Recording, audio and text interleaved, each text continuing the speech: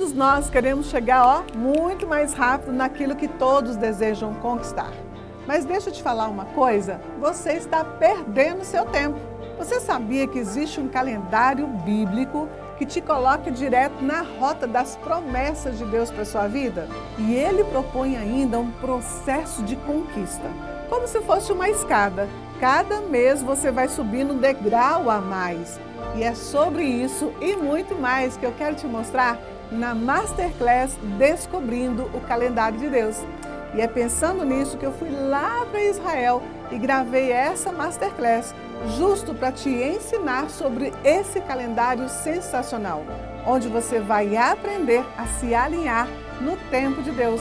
Essa Masterclass vai estar disponível apenas no dia 24 de abril, às 20 horas. Vai ser online e gratuita. Clique aqui no botão Saiba Mais, se inscreva e eu te vejo lá.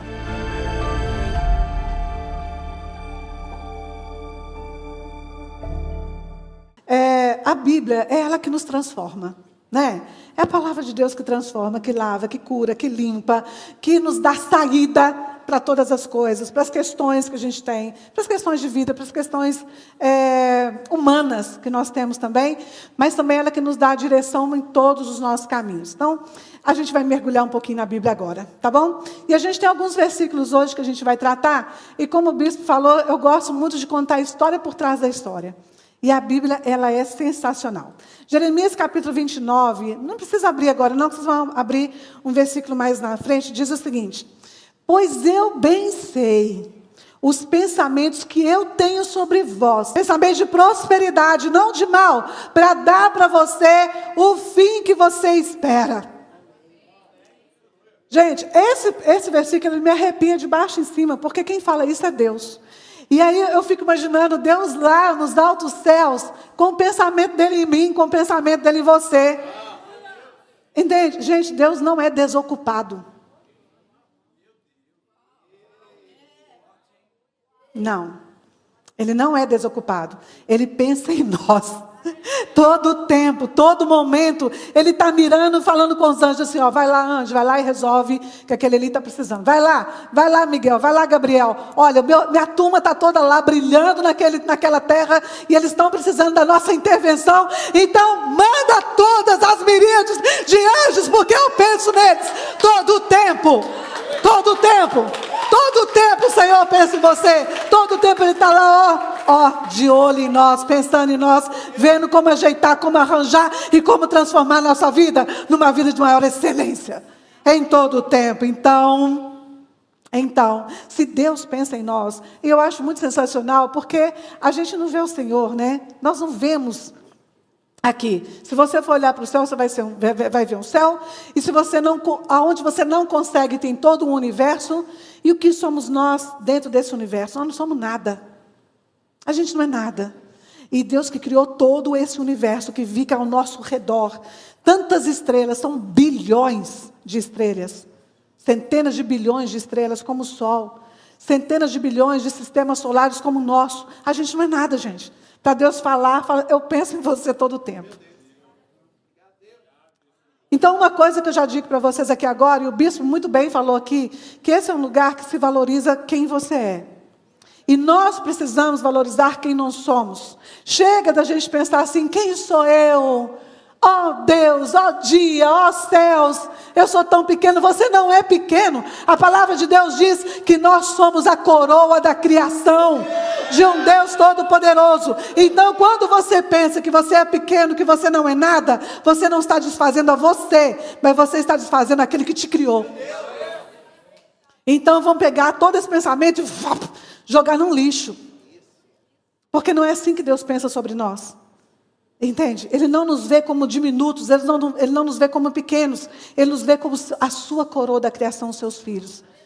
Eu sou mãe, eu sou avó, e o melhor que eu posso fazer pelos meus filhos e pelos meus netos, eu vou fazer. Imagina Deus por nós.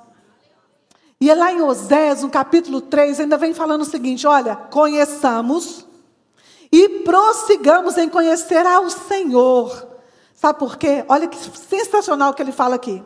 A sua saída como a alva, ela é certa. Ele a nós virá como chuva serôdia que rega a terra. Queridos, aqui tem um outro pensamento que a gente precisa colocar. Se você puder, pega esse versículo, coloca esse versículo lá onde você vê toda hora. Né? Quem cozinha lá no seu fogão. Quando eu estudava hebraico, eu colocava as palavras hebraicas lá no meu fogão, que era onde a gente estava sempre mexendo, né? Colocava no guarda-roupa, colocava no espelho do banheiro, onde ia escovar dente, para eu poder memorizar, né? Então, esse versículo vale muito a pena você colocar em vários lugares. É Oséias 6, capítulo 3. Tá? Conheçamos e prossigamos a conhecer o Senhor. Porque a saída dele é certa, como a alva. O que é a alva? É o nosso amanhecer de todos os dias. Como é certo que todos os dias vai amanhecer, quando nós conhecemos a Deus e a gente tem o desejo, sabe, o nosso coração pulsa por conhecer e continuar e prosseguir em conhecer a Deus, em contrapartida, o que acontece? A saída de Deus a nosso favor é certa. Ela é certa. E ainda fala o seguinte dentro desse versículo: e ela é certa como uma chuva serôdia que rega a terra. Sabe o que é chuva serôdia? Alguém sabe? Sabe que eu sou professora, né, gente? Então aqui, com licença, bora para a aula. Então, vamos lá. O que é chuva serôdia? A chuva serôdia é aquela que vem depois do tempo dela. Ok? Vem a chuva da época certa. A chuva da época certa, ela vem, ela rega a terra, ela faz a semente crescer, ela faz a semente germinar, e aquela semente está começando a crescer, você acha que não vai ter chuva mais nenhuma, não? De repente, pá, vem a serôdia, que faz aquilo ficar viçoso, que faz germinar ainda mais, que faz brotar ainda mais. Aí olha o que Deus está falando para a gente. Olha, a chuva normal eu já dou para vocês sempre, mas eu saio como certo para entregar ainda mais. Para dar ainda mais, para fluir ainda mais, para ativar você ainda mais, para você crescer e ficar viçoso ainda mais. É isso que ele quer dizer. Então todos os dias quando você sair de casa, fala: o Senhor já me deu muito, mas hoje Ele vai dar mais. Você não pode ser mesquinho. Você tem que querer muito de Deus mesmo. É isso aí. Você tem que querer muito de Deus. Essa história da gente viver, né, na mixaria, no pouco, esse não é o nosso Deus. Nosso Deus é do muito, é do abundante, da chuva serôdia, que dá em todo o tempo. Então você vai sair a partir de... Eu sei que vocês já fazem isso, né? Mas vamos fazer mais. Entende? Vamos fazer mais. Vamos fazer muito mais. Sabe de onde vem a palavra mixaria? Vou contar para vocês aqui. De onde vem a palavra mixaria? Essa palavra vem lá de Portugal. Sabia disso? Já te contei, né? Ela vem lá de Portugal. E ela vem lá de Portugal por causa do seguinte sentido. Eu estive lá em Portugal, num castelo medieval. Eu gosto dessa época medieval. Apesar que essa época medieval não tinha nada de bom. Mas eu acho lindo os castelos, enfim. Do lado de cada castelo medieval tinha um convento. Existia um convento. E aí nesse convento tinha um padre que veio da França e que morava lá em Portugal, e ele fazia pães para os padres daquele convento. Só que eles eram enclausurados, eles não saíam para fora. E do lado de fora desses conventos existiam as aldeias, né? Que eram as aldeias muito miseráveis. Nós estamos falando da época da Idade Média. As pessoas não tinham dinheiro, não tinham condição nem para comer pão. Então aquele cheirinho do pão, que era feito pelo padre Misha, ia para toda a cidade. E aqueles mais pobres da cidade chegavam lá na porta e socavam a porta desse convento, pedindo um pouco de pão. Então esse padre vinha, recolhia aquele pão que sobrava, que eles tinham acabado de comer, recolhia todos aqueles retalhos e levava lá para fora, abria a porta e entregava para as pessoas daquela cidade. Era o pão do Misha. E com o tempo o pão do Misha se tornou a palavra mixaria. Esse não é o nosso Deus. Esse não é o nosso Deus. Nosso Deus não é o do pão da mixaria. Nosso Deus não é o do pão da mixaria de forma nenhuma. Deus está interessado no nosso sucesso. Ele está interessado na nossa prosperidade. E Ele tem um propósito para cada um de nós. E a prova disso é o haja luz. Vamos pegar o quadro, trazer ele para cá, tem jeito? A prova disso é o haja luz. Sabe que Deus... Quando estava criando todas as coisas, a primeira coisa que Ele fala, Gênesis capítulo 1, versículo 2, é o quê? Vocês estão bom, hein? Está tudo afiado, hein? Está sensacional. Eu vou colocar aqui, não preocupa não, que vocês vão conseguir, todo mundo vai conseguir ver, tá? Ele vai falar, haja luz. Olha como é que Deus está extremamente interessado em nos conhecer, inteiramente interessado em nós. Porque quando Ele cria, quando Ele fala, haja luz, a gente tinha sido criado? Hã? Vocês estão dormindo, meu povo? Não, né? Não tinha criado, porque aqui nós estamos falando do versículo 3 do livro de Gênesis, no capítulo 1. A primeira coisa que ele fala é, haja luz. Mas olha como é que Deus estava pensando em nós, desde antes de nos criar. Quer ver? Quer ver um negócio aqui que é sensacional? Eu trabalho com história, com hebraico. Hebraico é a língua de Jesus, meu povo. Vocês têm que conhecer hebraico, sabe por quê? Porque lá no céu fala hebraico. Sério. Sério, sério que lá no céu fala hebraico. Quais são os nomes dos 2 anjos que a gente vê na Bíblia? Fala aí para mim. Gabriel e Miguel. Os nomes deles em hebraico é Gabriel e Michael. Esse é o nome original deles. O anjo vem do céu com o nome Michael e Gabriel, nome hebraico. Entende? Nome hebraico. Quando o anjo vai se apresentar para Maria, quando ela entende que ela está grávida, o que ele faz? O anjo que dá o nome do bebê dela. Que nome ele dá? O anjo vem do céu para dar o nome. Vão ligar. Vão ficar espertos, né? Vão ligar. O anjo vem do céu para dar o nome. Que nome dá? Yeshua. O nome dos céus. O nome do céu. Gente, o céu fala hebraico. E depois, lá em Apocalipse, fala que na mesma região geográfica da Jerusalém da terra, existe uma cidade no céu chamada Jerusalém, Jerusalém. Existe uma cidade no céu com o nome hebraico. O céu fala hebraico. O céu fala hebraico. Tá entendendo? Eu que não sou boba nem nada, eu quis aprender. Eu não sou boba nem nada. Então isso que você está vendo aqui é hebraico. A língua do céu. A língua de Jesus, a língua dos apóstolos, de todo mundo. E a língua da Bíblia. E aí Deus pega e fala o seguinte, olha, eu vou criar a luz. Mas olha que interessante. Que luz é essa que Deus cria? Em Gênesis 1, no capítulo 3. Se o sol, ele criou no 4º dia.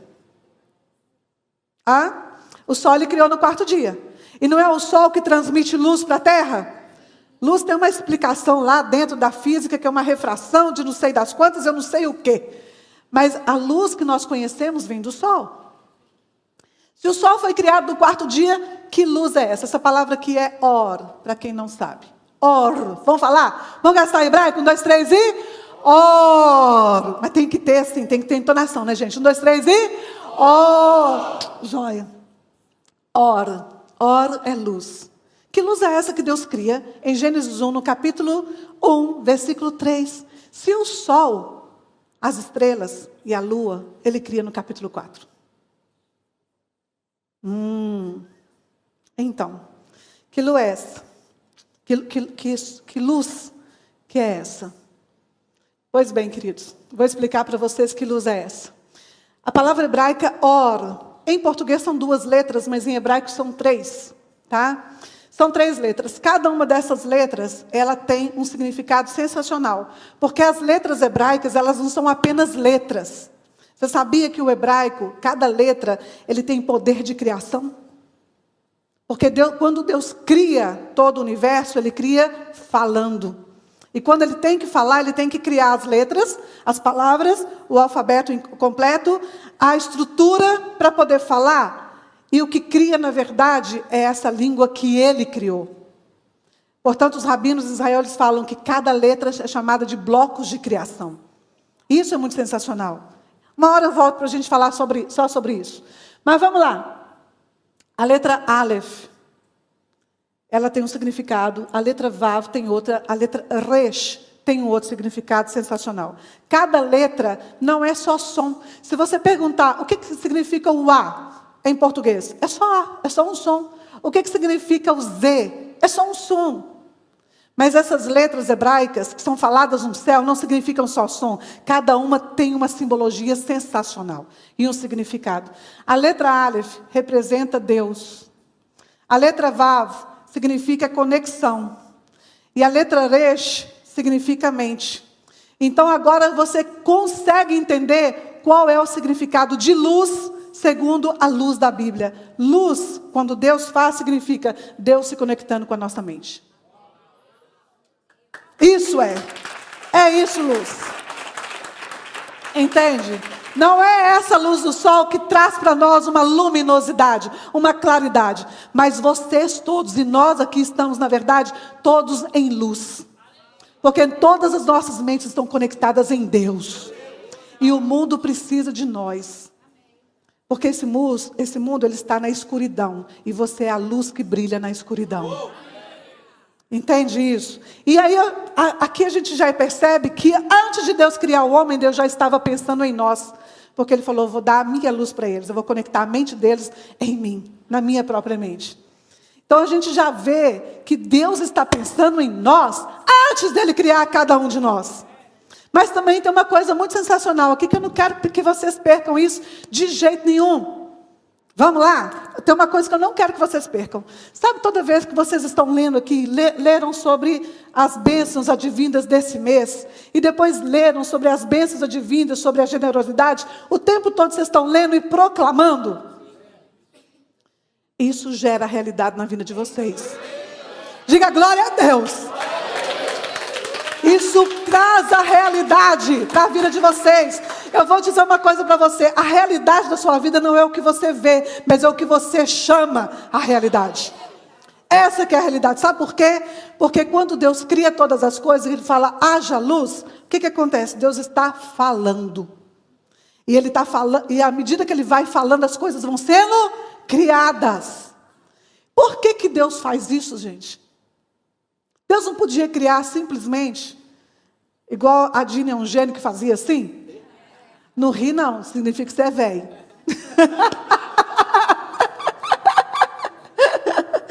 Quem lembra da Dina é um gênio? Pois, baixa a mão, ó, abafa o caso. Abafa o caso, tá? Porque eu lembro muito. Né? Então, ele podia criar simplesmente estalando os dedos. Ele podia criar simplesmente pelo pensamento. Tinha tanta forma de Deus criar, mas Deus escolhe falar. Ele escolhe falar para nos ensinar, porque tudo que Deus faz é nos ensinar. Eu até acho que é por isso que eu gosto de ensinar, porque eu adoro imitar a Deus. Mas Deus fala para a gente imitar Ele. Sejam meus imitadores como eu sou de Cristo, assim fala o apóstolo Paulo. Não é não? Então, no mínimo que a gente tem que fazer, é a pessoa olhar para você e falar, estou vendo Jesus ali, ó. Estou vendo Jesus ali. Eu estou vendo Deus ali, o seu vizinho. Se o seu vizinho não vê Deus em você, então tem uma coisa errada. Tem uma coisa errada. Se o seu colega de trabalho fala, ixi, lá vem ele. Tem uma coisa errada, meu filho. Você tem que ser luz na escuridão. Você tem que representar Deus aonde você vai. Você tem que ser Jesus ali naquele lugar onde você está. Temos falha? Claro que tem. Vai lá, pede perdão, levanta e vai para frente. Levanta e vai para frente. E segue. E segue para frente, porque Deus tem um propósito para você. Ele tem um propósito para você. Mas vamos lá, por que Ele então fala? Ele fala para ensinar para a gente. Porque Ele sabe que Ele nos colocou nessa terra numa condição de fala. Nós precisamos da fala para nos comunicar. Mas a fala, Deus nos ensina o seguinte, a palavra de Deus fala, lá em Provérbios, vida e morte estão no poder da língua. Da boca, aquilo que você fala. Aquilo que nós falamos tem poder de criar e tem poder de destruir. Tem poder de vida e tem poder de morte. Assim diz aqui em Provérbios. Então, quando Deus cria, falando, Ele está nos ensinando, crie também. É isso que Ele está falando. Nós somos imagem e semelhança do Deus. Coroa da criação. Quando Ele fala para criar e as coisas imediatamente criam, Ele está dizendo para nós, você também comece a criar através daquilo que você fala. E, portanto, creia no que você leu aqui hoje. Creia nas músicas que você cantou aqui agora. Porque tudo isso vai se transformar em realidade na sua vida. Chame as coisas da realidade. Sabe que lá em Israel, por exemplo, não tem o verbo, no hebraico, não tem o verbo ter. Sabia disso? Não tem o verbo ter. Então, como é que eles falam? Eu tenho uma casa, eu tenho um carro, eu tenho uma família, eu tenho um marido, eu tenho uma esposa. Como é que fala? Se não existe o verbo ter. Sabe o que eles falam? Eles usam um verbo. Na verdade, não é um verbo. Existe uma expressão idiomática para expressar quando eu tenho alguma coisa. Sabe como é que é? A expressão é yesh-li. Vamos gastar? Vamos gastar a Liga do Céu? Vamos embora. Yesh-li. Yesh-li. São duas palavras. Yesh-li. Agora junto, yesh-li. Sabe o que é yesh-li? Yesh-li é uma expressão idiomática que significa existe para mim. Existe para mim. Sabe por quê, queridos? Porque as coisas vão existir para você quando você as chamarem à existência. E a gente só chama as coisas à existência quando a gente fala. Enquanto você ficar calado, as coisas não vão existir para você. Você precisa exercitar e falar e chamar as coisas à existência. Claro que é alinhado à palavra de Deus. Isso é óbvio. Você não vai chamar a existência que você vai ali assaltar o banco. Não é não? Você vai chamar a existência as coisas alinhadas à palavra de Deus. Mas yesh-li, as coisas existem para você quando você precisa dela. E olha que interessante. Já viu quando você vai reformar uma casa? Quem aqui já reformou casa, alguma coisa? Um quarto, etc. e tal. Pois é. Se você fosse reformar hoje, você tinha dinheiro para fazer? Fala sinceramente. Não. Não. Mas por que você conseguiu fazer? Porque você começou.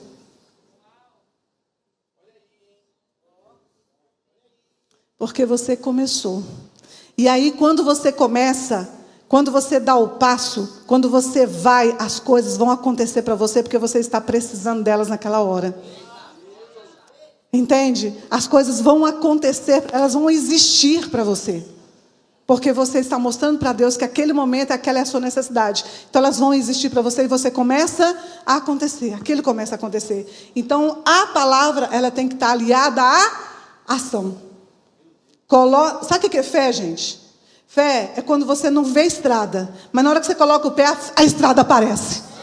Isso que é fé. Não tem estrada, não tem nada, você não está vendo nada, mas você colocou o pé, pum, ela apareceu. Mas enquanto você não colocar o seu pé, ela não tem necessidade de existir para você, porque você não colocou o pé.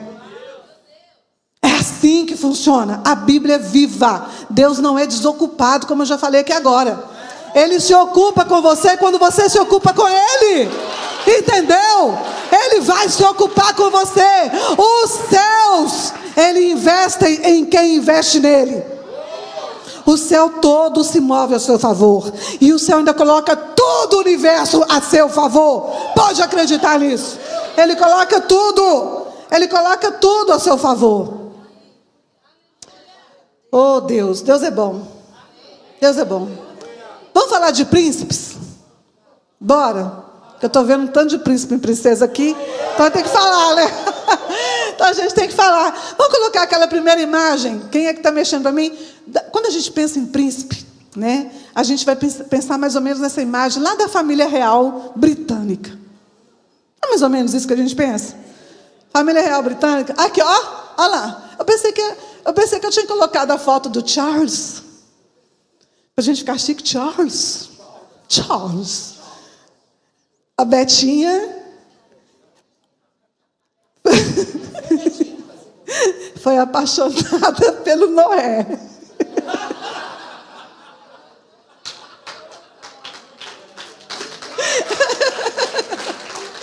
Dizem as más línguas.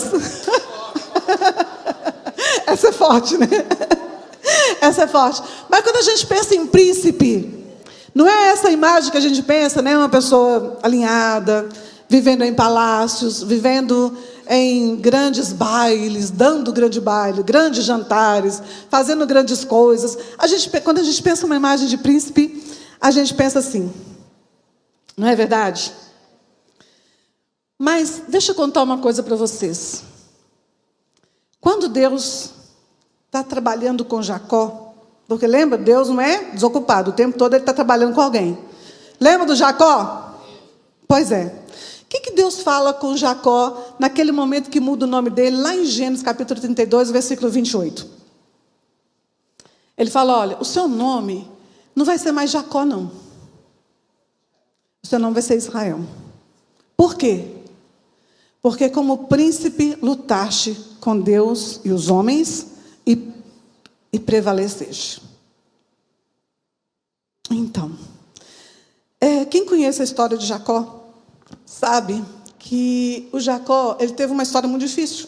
Ele teve uma história muito complicada. Ele teve uma história diferente de todos. Inclusive, a gente precisa dar uma ressuscitada nesse nome dele, uma modificada, porque Jacó nunca significou enganador. Jacó não significa enganador. O nome Jacó significa aquele que vence pela inteligência e pela astúcia. Esse é o nome real de Jacó. Esse é o significado real de Jacó. E o meu trabalho é justamente isso, é resgatar aquilo que foi perdido, né? Porque uma pessoa escutou, passou para frente, e assim por gerações. E é ensinado assim até hoje nos seminários. Falo porque eu dei aula em seminário há muitos anos.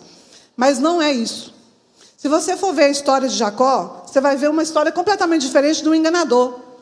O menino, já desde o ventre da mãe dele, já brigava com o irmão, que era gêmeo, né? Com Esaú. Por que a Bíblia diz que Jacó brigava com Esaú? Por causa da bênção. O menino nem tinha consciência de quem ele era. Ele já brigava dentro do ventre da mãe dele, segurando o calcanhar do irmão dele. E quando o irmão saiu, ele saiu lá segurando o calcanhar do irmão também. Porque, por um motivo. Esses irmãos crescem. E quando esses irmãos crescem, o que acontece com ele?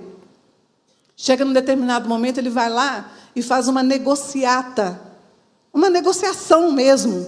E era legal, gente. Muita gente acha que o que Jacó fez foi ilegal. Não. Para aquela posição da época, para aquela época, era comum irmãos negociarem primogenitura. Isso era da época. E as pessoas acham que ele enganou o irmão. Ele não enganou o irmão. Ele chegou para o irmão e negociou. Olha, ele sabia muito bem. Jacó significa aquele que vence pela inteligência. Não pela força, pela inteligência. E ele era inteligente, ele sabia qual que era o ponto fraco do irmão. O ponto fraco do irmão era o quê? O irmão, ele era completamente um louco sexual. Como é que eu sei disso? Que o irmão dele, ele era uma pessoa dada a essa questão sexual. Por causa do tipo de comida que ele vende para o irmão. Na nossa Bíblia está dizendo que é um prato de lentilha. Quem, em sã consciência, vai vender uma primogenitura, liberar toda uma fortuna do pai em troca de um prato de lentilha? Ninguém. Mas é que aquele prato de lentilha, na verdade, era um afrodisíaco sexual. Por isso, Esaú vendeu a primogenitura. Queridos, não vendam a sua primogenitura por nada. Quando Deus te olhou no seu ventre, Ele escolheu você. Ele escolheu você para brilhar, você para crescer, você para ser transformado. Escolheu você para te dar um propósito. E como Esaú vendeu a primogenitura, muitos anos depois, lembra do rei Herodes? Quem lembra do rei Herodes? O rei Herodes foi considerado rei sobre Israel, mas ele não era um rei legítimo. Sabe por quê?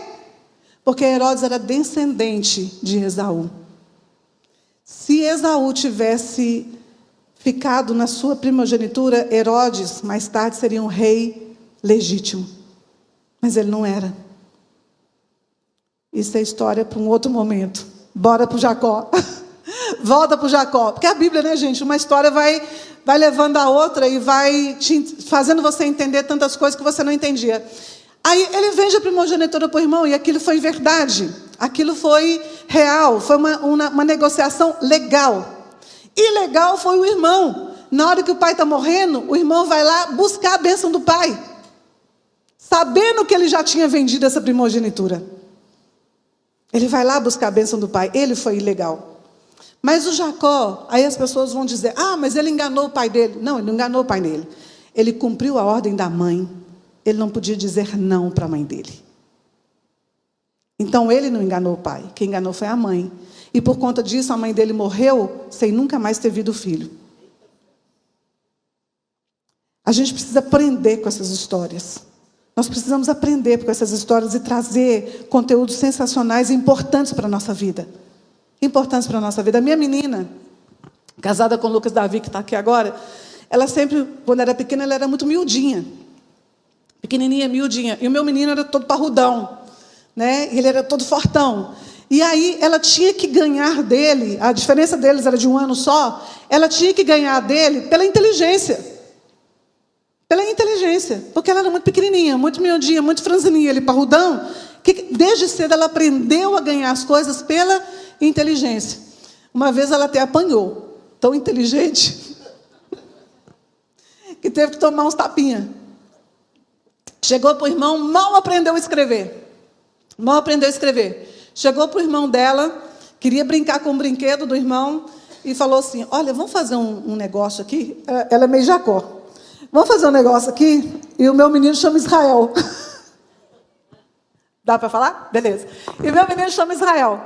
Israel, vamos fazer um negócio? Ela foi lá, gente, ela mal sabia escrever. Começou a escrever assim. Ela esperava a hora que o irmão dela queria brincar com o brinquedo dela, para ela, então, fazer um acordo com ele para brincar com o brinquedo dele. Está gravando para ela, né? Aí ela queria brincar com o brinquedo dela. Então ela esperava a hora que ele queria brincar com o brinquedo dela.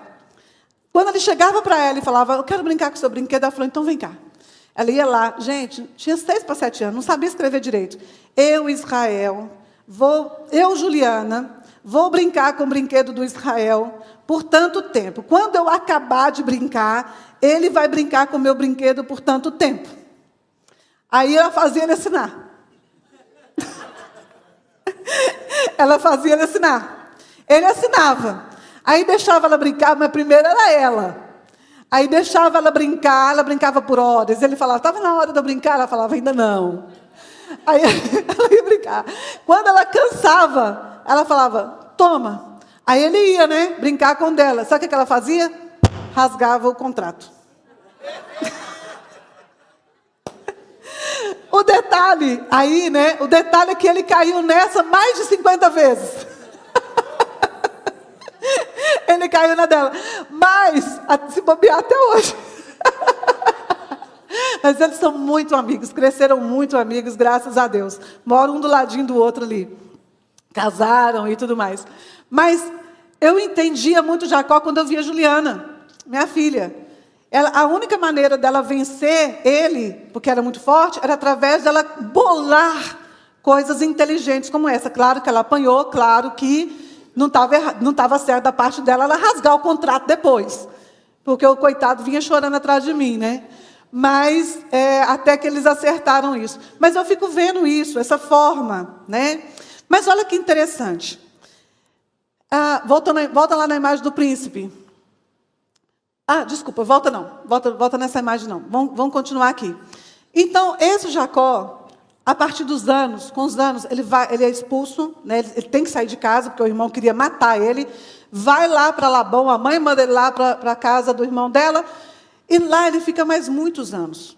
E lá ele é que é enganado muitas vezes. Lembra da história dele? O Labão engana, ele apaixona por uma, e o pai da moça dá a outra moça para ele casar. Né? Ele casa enganado. Depois, então, o pai pede 7 anos por uma moça, depois mais 7 anos por outra moça, e ele aceita tudo, ainda fala com ela, né? A mulher que ele amava, olha, 14 anos não é nada para poder ter você comigo. Isso é sensacional, né?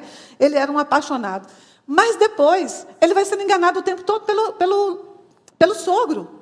Todas as vezes que o gado dele estava beleza, bonito, viçoso, o sogro trocava. E assim aconteceram várias vezes, mas Deus sempre foi com ele. Deus sempre foi com ele. Deus não iria com uma pessoa que tem uma índole de enganador.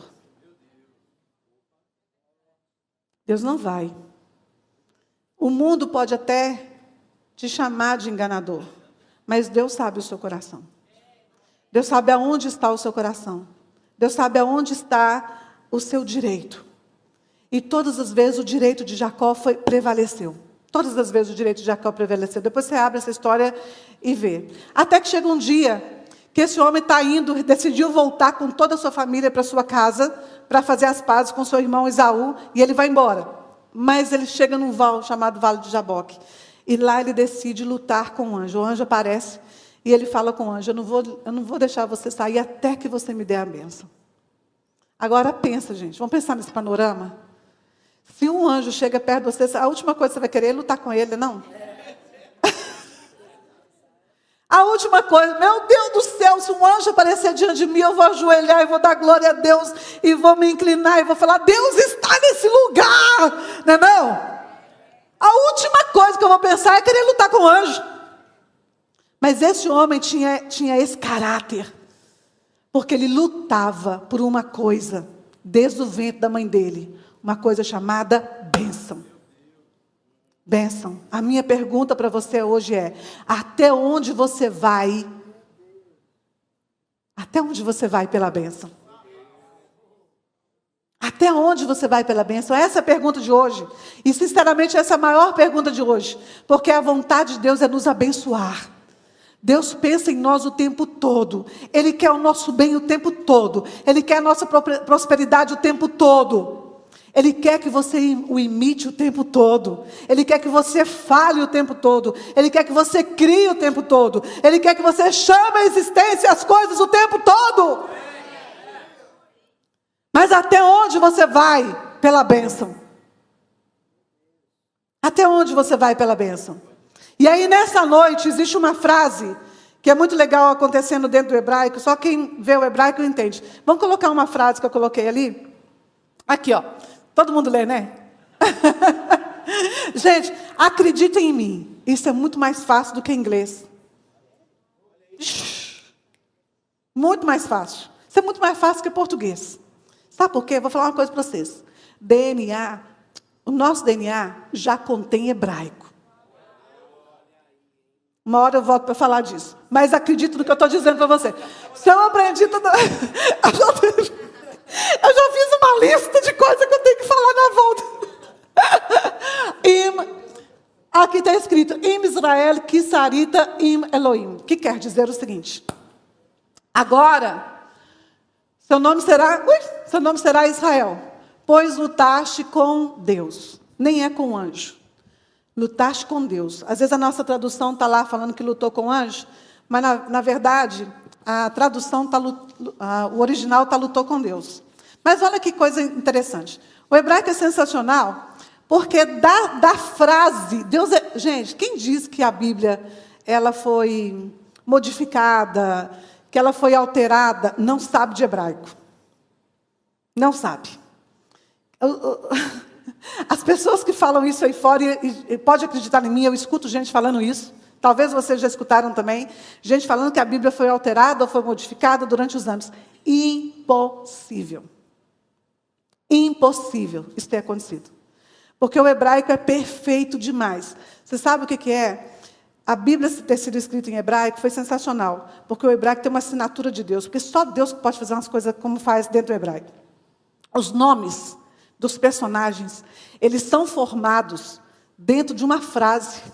Deus pega uma frase, pois o seu nome agora vai ser Israel, porque você, como um príncipe, lutou com Deus. Dessa frase, você, como um príncipe, lutou com Deus, ele tira as letras para fazer o nome Israel. Entendeu? É impossível a Bíblia ter sido alterada, é o que eu chamo de os códigos da Bíblia. A Bíblia tem códigos, pode ter certeza. Aqui é a palavra Israel.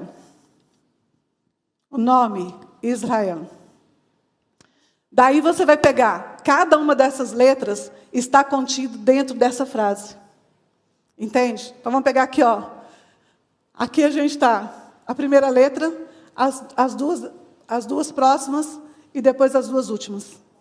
Entende? Aqui, pois lutaste com Deus. Ele pega a palavra, ele pega do verbo lutar e ele pega da palavra Deus e forma o nome Israel. E é assim, não é assim só com Israel, não. É assim com todos os nomes da Bíblia. Eles são formados através de frases que estão relacionadas àquele personagem. É sensacional, gente. É algo maravilhoso. Mas olha que coisa interessante. Aqui, então, está a palavra Israel. Estão vendo aí? Obrigada. Aqui está a palavra Israel. Tem que ver. Se não ver, eu faço TV de qualquer jeito. Então, vamos lá. Aqui está o nome Israel. O nome dele. E olha que interessante. Essa segunda palavra aqui, na verdade a terceira palavra, significa lutar, mas também significa príncipe. Não tem uma coisa estranha aí? Essa vem aqui, ó. Vou repetir ela aqui. Sar. Sar significa lutar, mas ao mesmo tempo significa príncipe. E aí, por isso que muitas versões falam, pois como príncipe lutaste com Deus. Mas não tem o verbo para príncipe, não tem a palavra para príncipe, nem o verbo lutar. Os dois são uma coisa só. É uma palavra única. Isso é difícil da gente entender, porque isso não tem dentro do nosso português. Mas a palavra é essa aqui, ó. Essa de cá, sarita. Tem gente que chama sarita, né? Sarita. Na verdade, esse é o verbo, lutaste, como príncipe lutaste. É uma palavra só, é um verbo só. Príncipe e lutar. Por quê? Porque a gente tem a ideia de príncipe, aquela imagem que a gente colocou ali atrás. Não foi? Nós colocamos aqui agora a família real britânica. Não foi? Nós temos essa ideia de príncipe. Mas a ideia de príncipe de Deus é outra. Mostra a outra imagem. Isso aqui é um príncipe. Isso aqui é um príncipe. É isso aqui que Deus olha para nós e tem que ver em cada um de nós. É essa pessoa, é essa... Ó, você está aparecendo, né? Ó. Não? Quando Deus olha para nós, Ele tem que ver uma imagem muito parecida com essa. Muito parecida com essa. Sar. Vamos gastar hebraico? Sar quer dizer príncipe.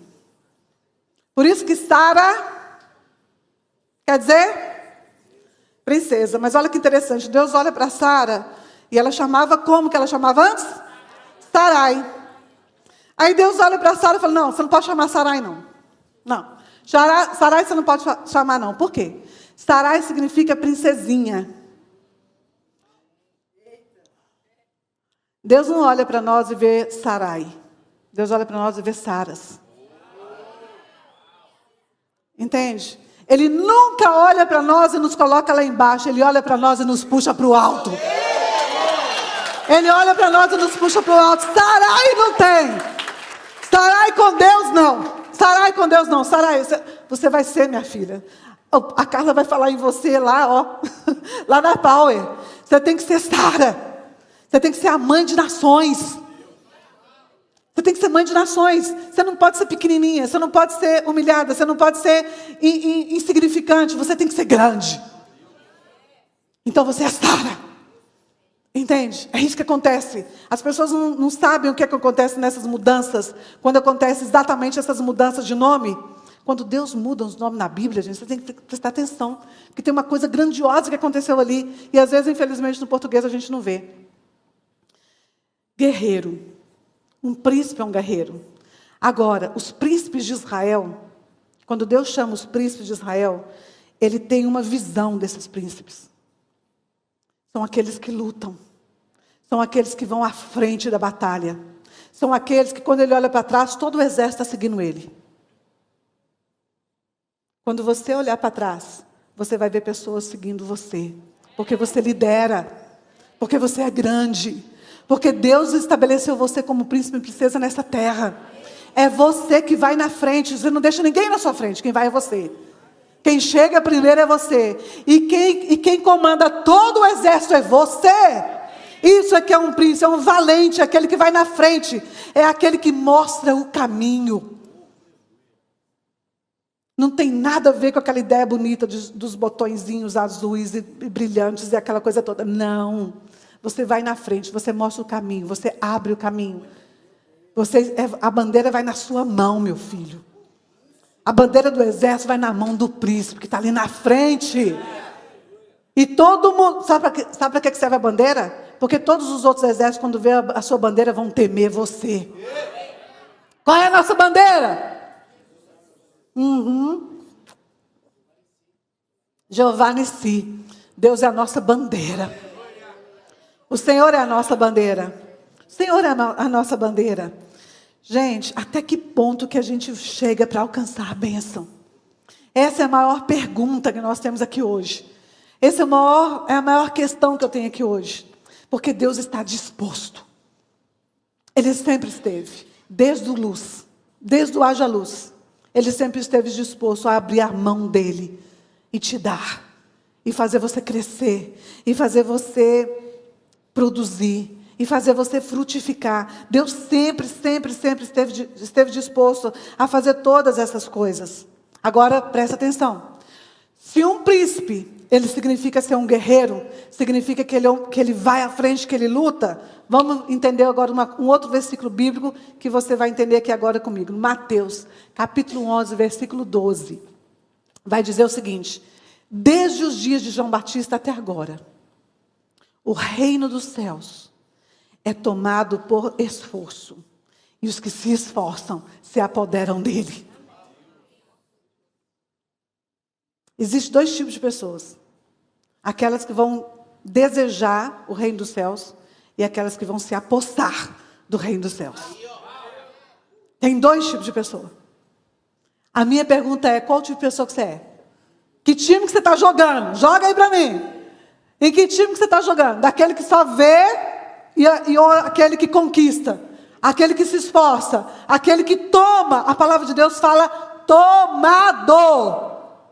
Tomado. Eu acho muito interessante lá em Israel, porque eu fico vendo as diferenças, né, do povo israelense e do povo brasileiro. Não só do povo brasileiro, mas do restante das pessoas da terra, né? Mas é porque o israelense ele é muito diferente mesmo, gente. É muito engraçado isso até. Ele é extremamente diferente. Não sei quantas horas são, ok. Mas ele é extremamente diferente. O israelense, quando você vê um israelense conversando, você acha que ele está brigando. Mas ele está só conversando.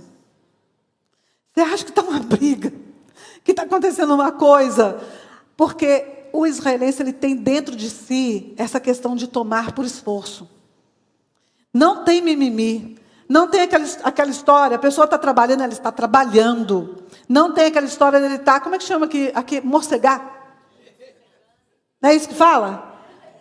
É, pois é. Não tem essa história de estar morcegando não, gente. Quem está trabalhando mesmo. Entende? Aí na hora que ele falou assim, acabou de trabalhar, nem lembro do trabalho. Vai embora para casa, vai para os cafés, lá não tem barzinho não. Sai todo mundo, vai para os cafés, tomar café para depois ir embora para casa. Então, Jacó, ele luta pela bênção. O Abraão, ele viajou mais de 2.000 quilômetros pela bênção. Quando ele sai lá de Ur dos Caldeus, abre o mapa e dá uma olhada o tanto que esse homem andou. Não tinha avião, não tinha carro, não tinha ônibus, não tinha nada. Era Jeg Plus e Jeg Top. Entende? E ainda por cima nem sabia para onde que era, porque Deus falou, você vai sair daí, vai para a terra que eu te mostrar. Nem sabia que terra que era, e foi mais de 2.000 quilômetros, e com toda uma galera, porque ele já era rico naquela época. Ele já tinha família naquela época, os sobrinhos, o pai, todo mundo, mais servos e mais gados. Ele andou 2.000 quilômetros, ainda sem saber para onde que ia, e foi. Ele foi porque quando ele chega então no lugar chamado Betel, na casa de Deus, ele andou 2.000 quilômetros para chegar para a casa de Deus, gente. O reino dos céus ele é tomado por esforço. Ele é tomado por esforço. Moisés, ele sobe centenas de vezes no Sinai.